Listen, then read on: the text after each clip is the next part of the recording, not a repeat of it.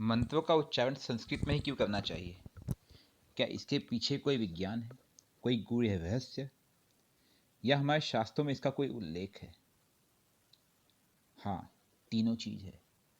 मंत्र का उच्चारण संस्कृत में ही करना चाहिए।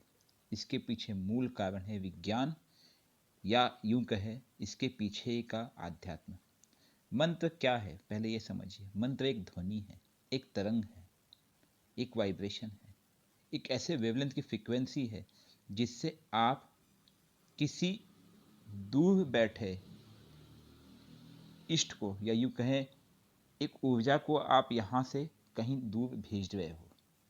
अब अगर, जैसे सुंदर सा उदाहरण देता हूं मैं, ओम नमः शिवाय, इसका अर्थ होता है मैं शिव परमात्मा को प्रणाम करता हूं। अब आपके पास दो चॉइस है, या तो आप कहें ओम नमः शिवाय, ओम नमः शिवाय, ओम नमः शिवाय, या मैं शिव परमात्मा को प्रणाम करता हूं, मैं शिव परमात्मा को प्रणाम करता हूं, मैं शिव परमात्मा को प्रणाम करता हूं। दोनों का अर्थ सेम है, भाव वही रहेंगे। भाव से आप देवी देवता तक तो पहुंच सकते हैं। लेकिन जब आप कहते हो ओम नमः शिवाय, ओम नमः शिवाय, इससे लाभ ये होता है कि ओम नमः शिवाय ये जो शब्द है, इनसे आपके शरीर में कंपन पहुंचता है।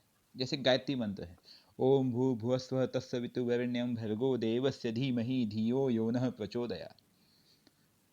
इसके सभी मूल बीजाक्षर में एक विज्ञान छुपा हुआ है, जो किसी न किसी देवी देवता से लिंक है, प्लस जो वाइब्रेशन क्रिएट करता है वो आपके शरीर के हर हिस्से को जाके हिट करता है, प्लस ब्रह्मांड में एक कंपन क्रिएट करता है आपके आसपास और कहीं दूर भी। एक वेवलेंथ की फ्रीक्वेंसी उससे निकलती है आपके वाइब्रेशन करने से। अब आपको उसका अर्थ पता है, आप हिंदी में बोलोगे, लेकिन हिंदी में वही वेवलेंथ नहीं जाएगी, केवल भाव जाएगा।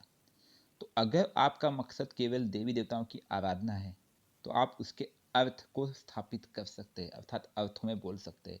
किसी भी मंत्र का अर्थ समझ लीजिए, उसे संस्कृत में ना बोल के आप हिंदी में बोलिए, लेकिन वहाँ पे केवल भाव जाएगा, ना उससे ब्रह्मांड में कंपन होगी, ना वाइब्रेशन होगी, ना आपके शरीर में हीलिंग होगी, क्योंकि यह एक वैज्ञानिक भाषा है। ये रिसर्च से प्रूव किया गया है कि Sanskrit is a scientific language, एक वैज्ञानिक भाषा है। सबसे बड़ी वैज्ञानिक भाषा दुनिया में कहीं है तो वो संस्कृत है। और यही कारण है कि आज भी जर्मनी, फ्रांस और अमेरिका जैसे देशों में संस्कृत पे बहुत अध्ययन किया जा रहा है। मंत्रों का सही उपयोग करके, या यूं कहे ध्वनियों का सही उपयोग करके, आप बड़े से बड़े बीमारी, यहाँ तक कि कैंसर तक को ठीक कर सकते हैं। ये भी रिसर्च पहले हो चुका है। यही कारण है कि मंत्र एक विज्ञान है, इसे आपको समझना होगा। और संस्कृत भी एक विज्ञान है, और मंत्र यही कारण संस्कृत से ही लिए जाते हैं, क्योंकि वो ध्वनि, वो कंपन संस्कृत से ही निकलती है। किसी और लैंग्वेज या किसी और भाषा में वो ध्वनियाँ नहीं निकलती है, जिससे आप इन अदृश्य शक्तियों को साध सकते हैं, या एक ऊर्जा का निर्माण कर सकते हैं, जिससे आप बड़े से बड़ा कार्य कर सके। जैसे किसी के शरीर को हील करना, या अपने ही शरीर को हील करना, ये केवल मंत्रों से ही संभव है।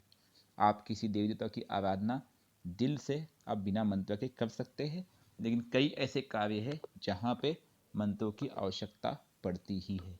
यही कारण है कि मंत्रों का उच्चारण हमेशा संस्कृत में ही किया जाता है, अर्थात मंत्र संस्कृत से ही बनाए गए हैं।